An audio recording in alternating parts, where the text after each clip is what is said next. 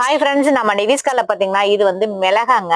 நம்ம கார்டன்ல இது வரையும் ஆயிரங்காட்சி மிளகா, நெய் மிளகா, அப்புறம் கேரளா காந்தாரில 5 வகையான காந்தாரி எல்லாமே நம்ம வச்சு விதைகளும் எடுத்து ஷேர் பண்ணிக்கிட்டு இருக்கோம்.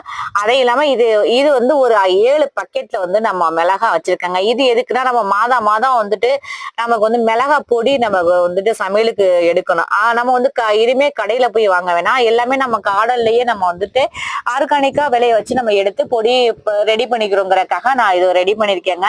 இது என்னன்னு பாத்தீங்கன்னா, நான் டெய்லி வர்ற கிச்சன் வேஸ்ட்ல பூண்டு தோல், வெங்காய தோல் எல்லாம் இருக்கு பாத்தீங்களா, அதை டெய்லி எல்லாத்துலயுமே ஒரு பேக்ல, எப்பவுமே எல்லா பேக்ல குரோ பேக்லயுமே நான் போட்டுருவேங்க. போட்டுட்டு பாத்தீங்கன்னா இப்ப இது ஒரு மாசமா முட்டை தோல் இருக்கு பாத்தீங்களா, இது நல்லா காய வச்சு இன்னைக்கு பொடி பண்ணிட்டேங்க.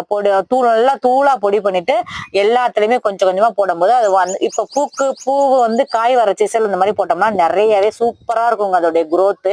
அனைவரும் இயற்கை விவசாயத்தை நேசிப்போம்.